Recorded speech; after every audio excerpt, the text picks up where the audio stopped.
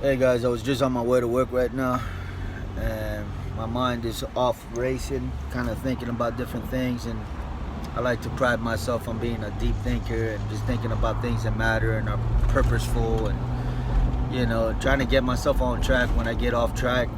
Sometimes we deviate from what we know we ought to be doing, such as what's most important in life, and just continuing on that course, so to speak. And I'm referring to my own life as, sticking to the course with Jesus Christ, and not being distracted by lesser things. And even if you're not sinning, you cannot justify being apart from the Lord and Savior and the Master and just the source of power and all in all.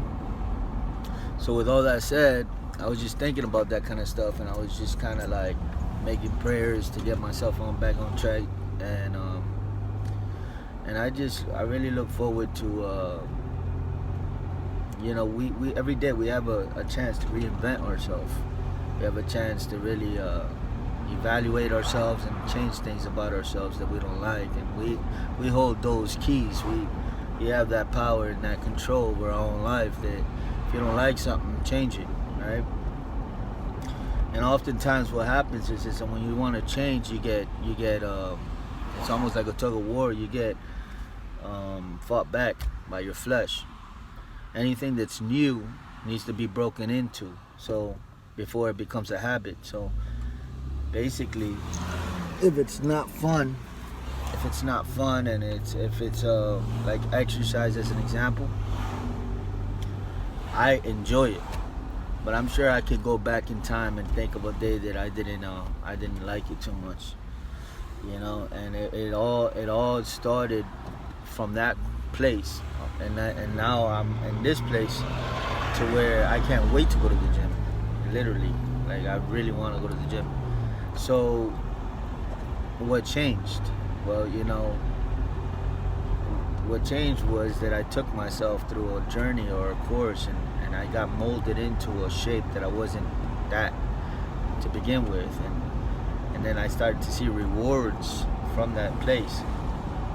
And I just think that the rewards is what keeps us there, because any place that you're at and you don't feel rewarded, you're gonna leave that place.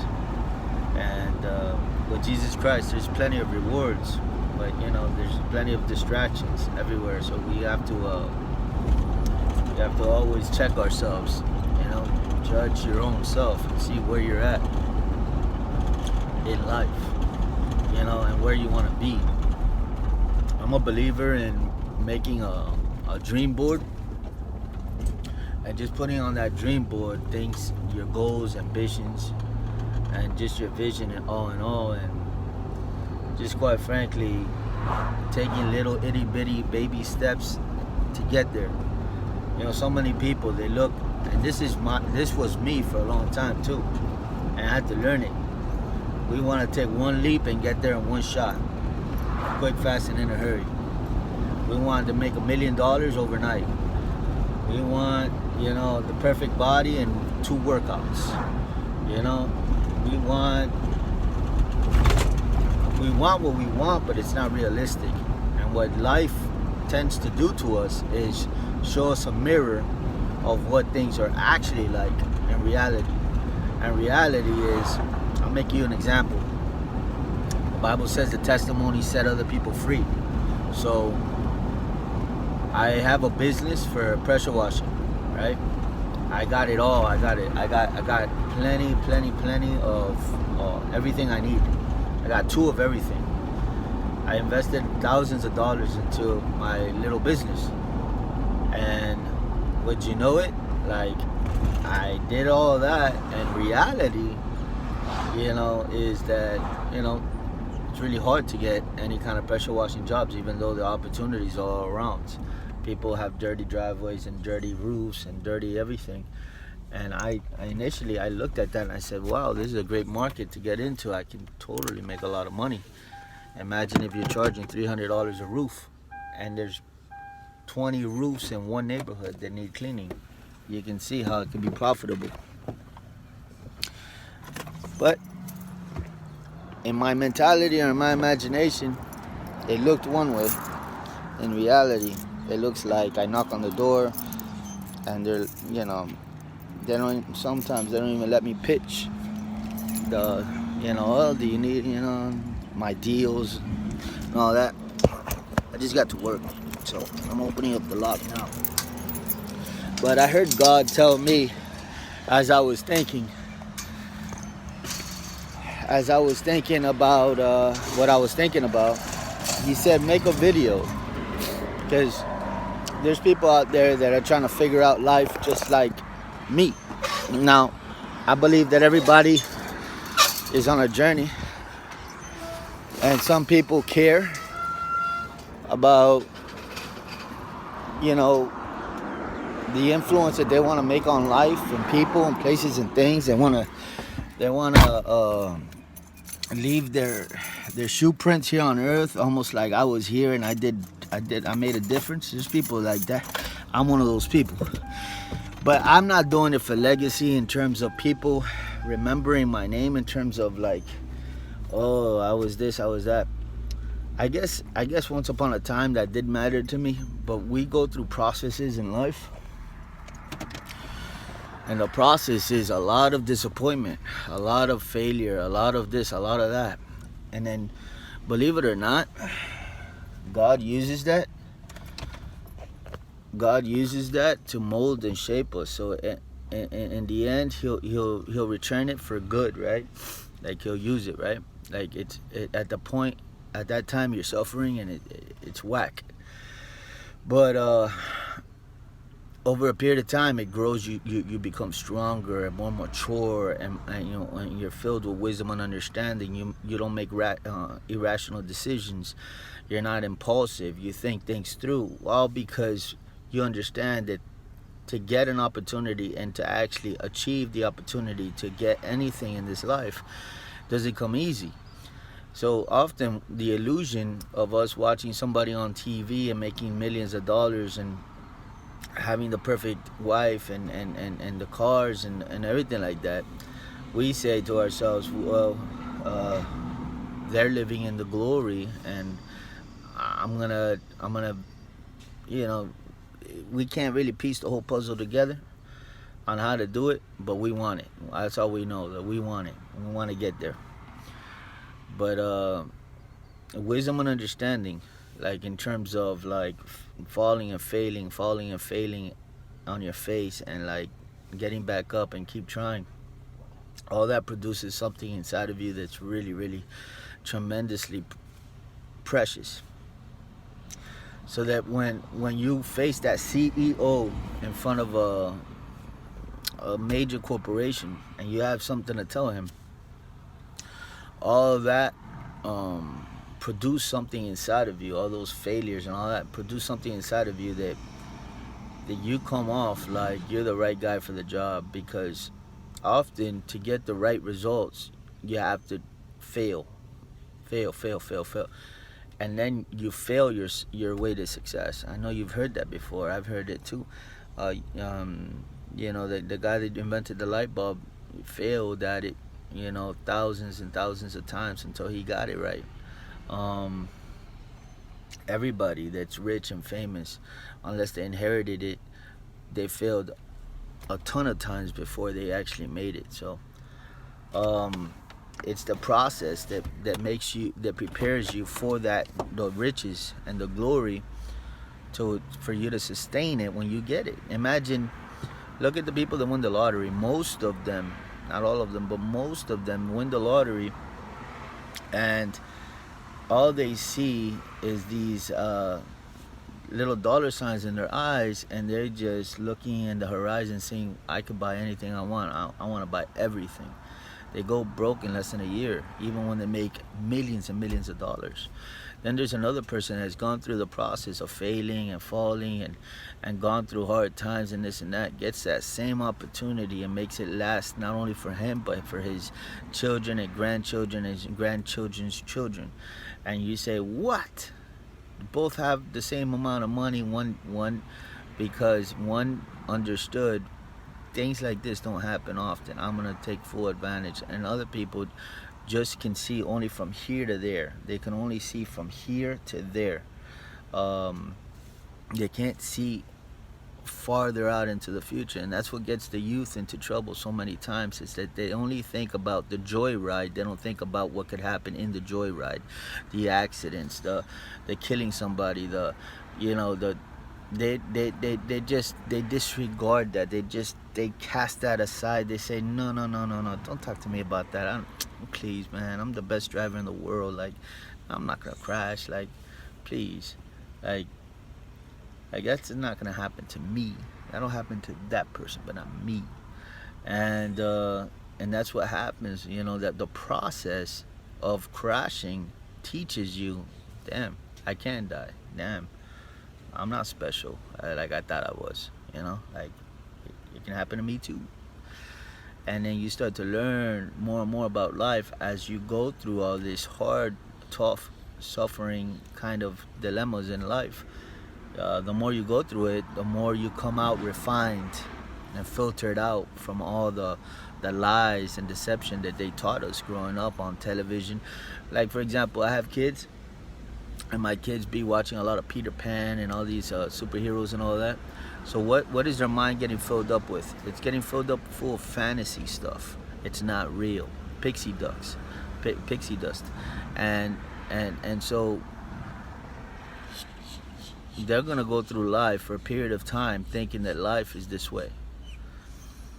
Maybe not literally, like I can fly literally, but they're gonna take something from that and they're gonna apply it to life, and they're gonna say this is the way life works, and they're gonna be dead wrong.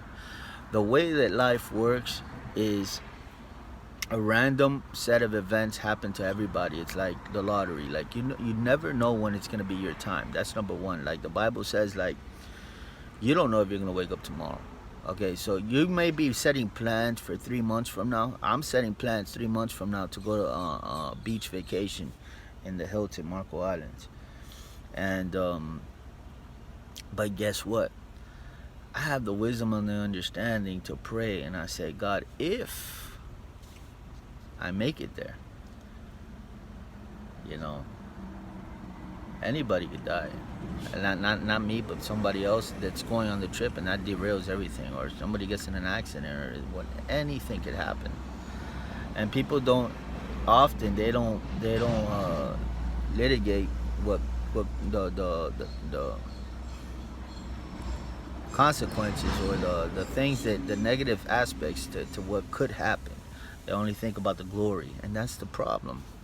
Life is not all glory. Life has its glory moments, but if you don't take advantage of that glory moment in a mature manner, where it's very, very where you apprehend it in a delicate fashion, and a frugal fashion, and with mentality, putting brain power behind what you're gonna do, what decisions you're gonna make now, you're gonna lose that, and you might never ever have another opportunity like that ever again. That's the way life really works. Reality really works, and people don't seem to really understand that, but they're getting it, and they're understanding it more and more. By the more and more that they suffer in this life, they're starting to see, like, wow, like not everything's so peaches and cream, like how they want to make it out to be in TikTok and all this stuff. Like, there's so many people that want to commercialize their life. Like, we got it all together. We got the big house, the cars, and this and that. But I'm hoping that people don't fall for that. Like, that's like like so far from the truth. Like, yeah, a possession doesn't mean that you're happy. A possession doesn't mean that you got it all together. You don't have problems. You're not battling depression. Look, there's celebrities that have it all and they commit suicide. You understand? Like, you have to understand that, there's problems with family members, with friends, with people trying to sue them. Other people claiming that they did this and that to them, trying to slander them. And all those things really weigh on you, you know what I'm saying? Like, in a negative fashion, when you're trying to go to sleep at night, other people, if you're a CEO, they're trying to take your spot, so to speak, and they're plotting against you behind your back, and that takes sleep away from you too. But ain't nobody talk about stuff like that. Nobody talks about stuff like that. You know, they only talk about the money that they have and the clothes that they wear. But they don't talk about the sleepless nights that they go through and the problems that they're having with their spouse as a result from working so long. And you know, there's a bunch of stuff that I can mention, you know. But the point is that not everything is what it seems to be. So many people they want to make it out life to be out one thing, and people are starting to understand. Their eyes are becoming open to the fact that a lot of people are fake. A lot of people are two-faced, backstabbers.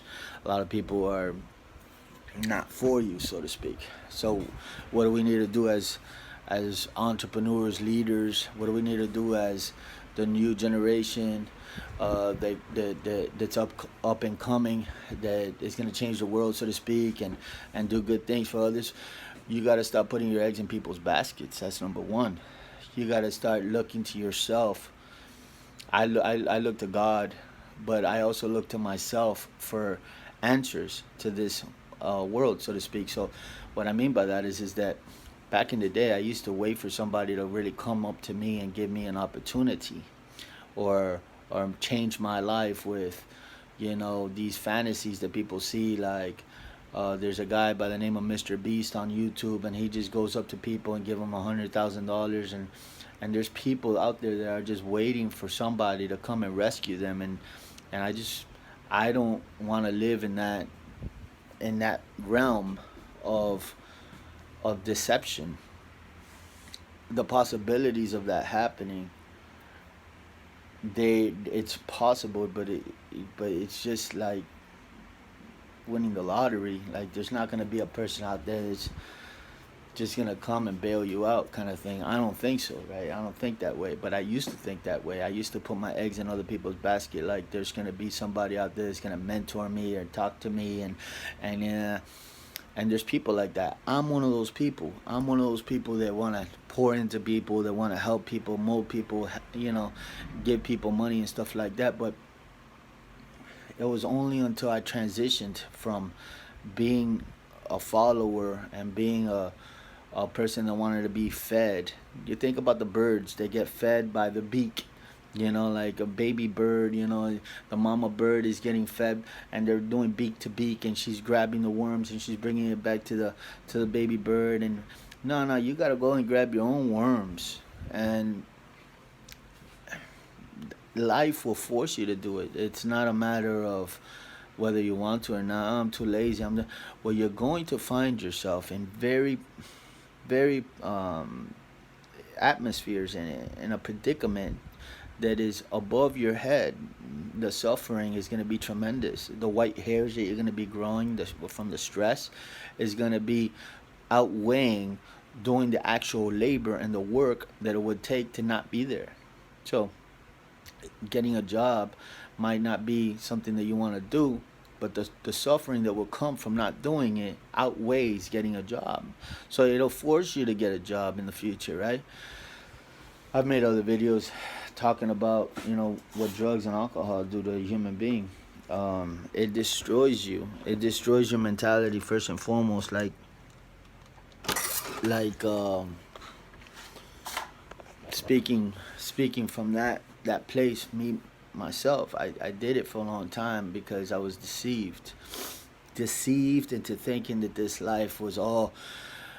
You know how when you go to Las Vegas, you see these signs that are all lit up, and you're looking, and everything is just all lit up, and some of them are blinking, and then you hear noises and all that. Everything's a big party.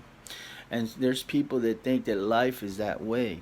But so many people go to Las Vegas and they go into this treasure-filled land, and full of opportunities, and they come out broke, suicidal, depressed, all this kind of stuff. And so life is like a land that some of it is lit up, and it's like that, and there's opportunities there, but there's a gamble to when you get there. Are you going to come out on top, or are you going to come out as a slave to somebody else? You know, because they took advantage of you because they were stronger than you, and they were more skilled than you, more smarter than you. They used you, they took you for your money, and now you're almost like on the bottom again. Is that going to be you? Who are you going to be, right? And there's people out there that just they prey on the weak, and you can always tell who's got it together and who doesn't. There's a lot of psychology games that people play with each other. You know what I'm saying? Like they use they ask questions to get an answer, and if the answer is not, a mature answer, so to speak, it depends what it is. Then you can there's sharks out there, so to speak, that they'll take advantage of people that just don't know any better. You know, innocent people sometimes, victims. But again, back to what I said before, falling on your face, falling down and getting hurt, there is something good that comes from that. You learn something from that experience. I was in the beach a long time ago. This was before I got born again and became a Christian, and God transformed my life tremendously. Back then I was a drug addict, and I was in the beach, and there was a guy doing he was doing cards, and he would show you a card and say, if you pick this card you win. And he showed me a big stash of cash, and he said, you could win this if you get the right card. And so I had a big old Cuban link gold chain back then. I was very prideful, etc. And so I put that on the line to get that big stash of cash. And that was a very big learning experience for me, because that was one of the sharks that I was talking about that I hadn't been exposed to. But I came into a place, a different realm, or a different knowing of what this life had to offer when I entered into that place. And then this guy took me, he hustled me, he made pretend that he was one thing. He showed me how easy it is to win, and then he flipped it on me, and then I didn't win, obviously. And then, I took off my chain, I gave it to him. That chain meant a lot to me. That chain meant a lot to me, because I had put that chain on layaway for a long time. And it took me a long time to get it out with me and my mom. Long story short, although that was a very hard experience for me to really endure, I came out of it with a great big lesson. I mean, it just opened up my eyes to this whole other segment of life that I didn't even know existed. Okay, there's people like that. Okay, yeah, you know, there's so much more I can say, so many other stories that I can say of how conniving people could be and this and that. But my whole and I'm gonna end this video soon. My whole thing is that now I'm in a position where I'm strong, right? I basically look at myself like, if I wanted to, I could take advantage of a lot of people and get a whole lot of money, and be conniving like them and this and that. But it's not in me to do that. So what I rather do is expose that other side, the devil's side, so to speak, and expose it for the people that don't know any better, so that they could be careful and be wise. And I could go deeper in it and get more into details, but basically it has to do with ambushes, setting you up. You know, there's a lot out there that just it's setups. You get set up. People are pretending to be your friends when really they're setting you up.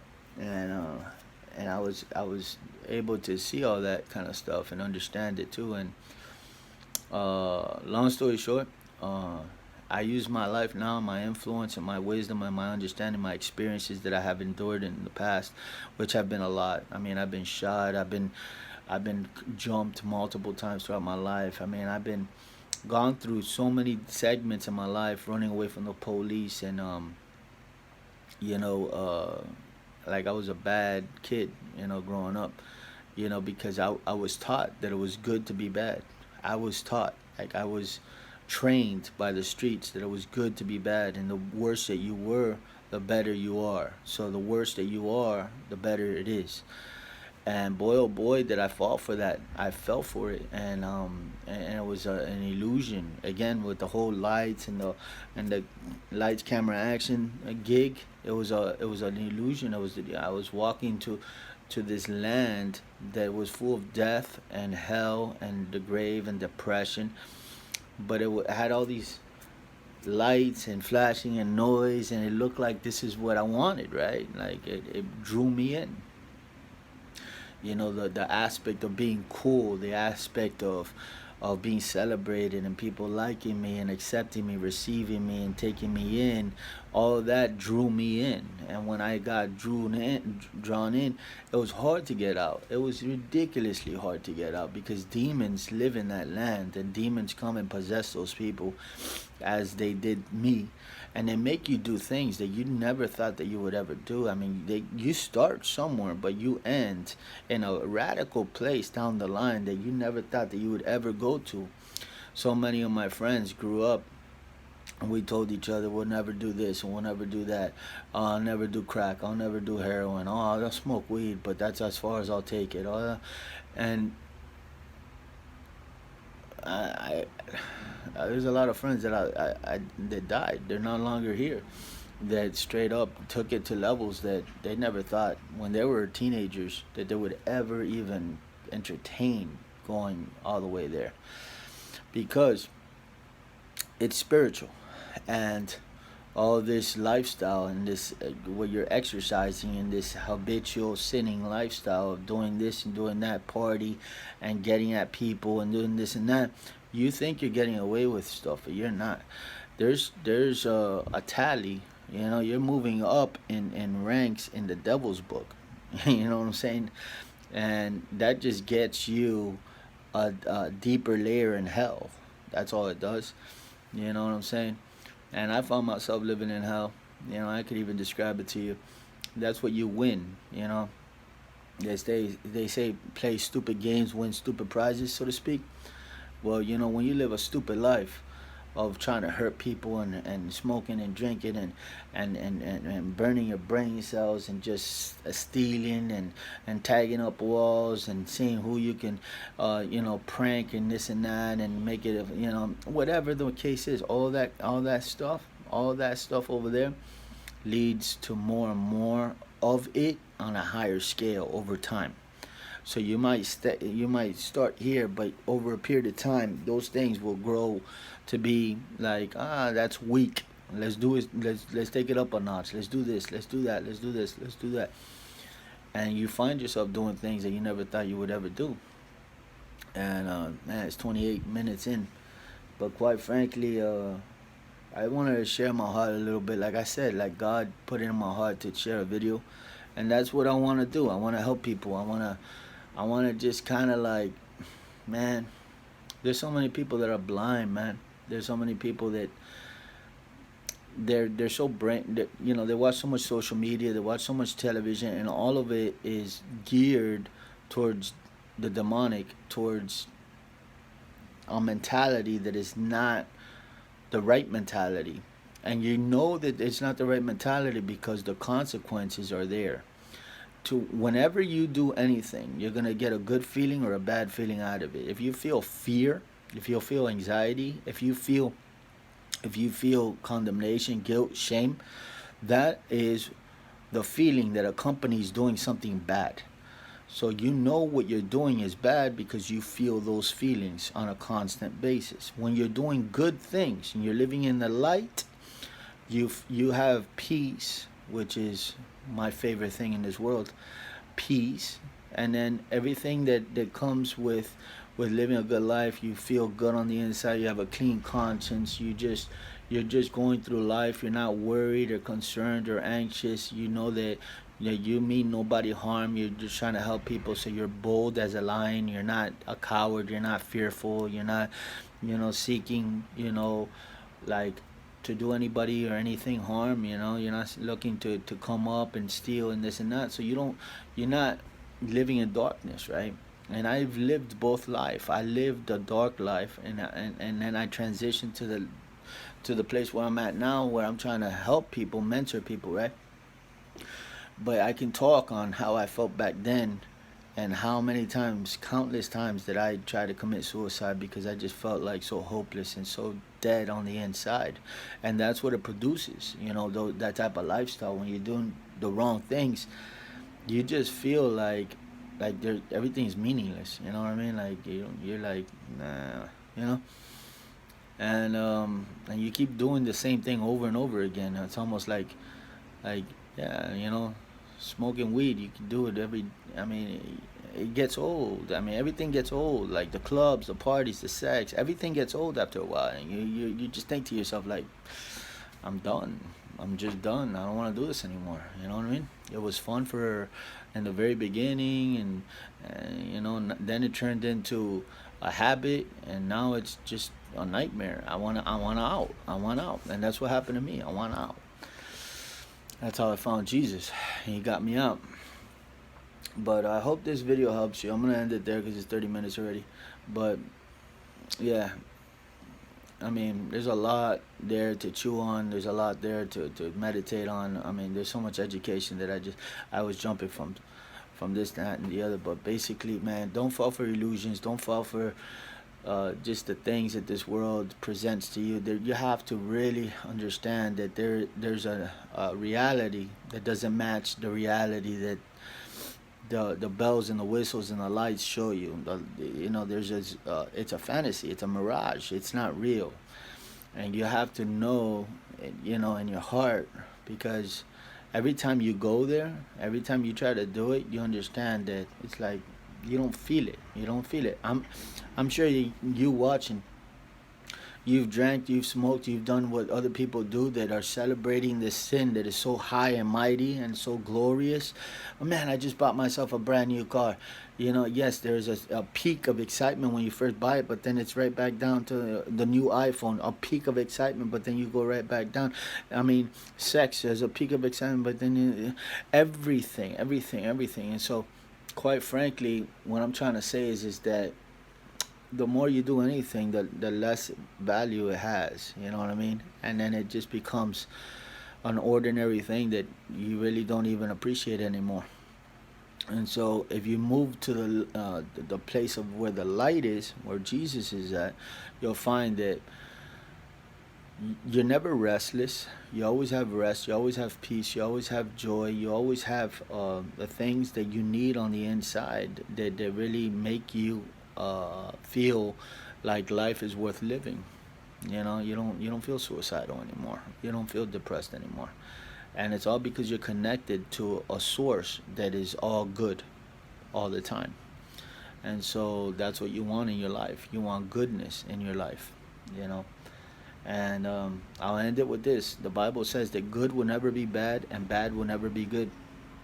This world will try to confuse you into thinking that being a thug and a gangster, they have big gold chains and they drive these cars and they have the sex and this and that. That obviously, being a bad guy, you get good things. That's another video for another time. But what I'm trying to say is that no, in the end, you're empty, cold, and just you don't have anything on the inside. It's just things that you see on the outside.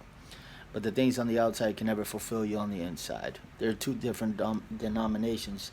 One is on the inside, one is on peace. You can never buy that. Joy, you can, like, there's a difference between happiness and joy. Happiness is a moment. Joy is something that it doesn't matter what circumstances you have. But these eternal things, you can never buy them. And that's the things that people lack when they live a bad life. They never have rest. They always feel weary. They always feel guilt, shame, and condemnation. They're showed, and their reputation and their pride, is to show you like they have it all together. Always smiling. Look at me, look at me. But when they go and lay down their head on that pillow, as was I back in the day, I was miserable. But I would never want to show you because I had too much pride to want to show you. But I was suicidal, I was depressed, And Robin Williams, look at that guy. He was a comedian, showing everybody, making everybody laugh, but he was super depressed behind the scenes. That's a perfect example. So anyways, I'm not going to prolong this anymore. God bless you, and I hope this video helps you.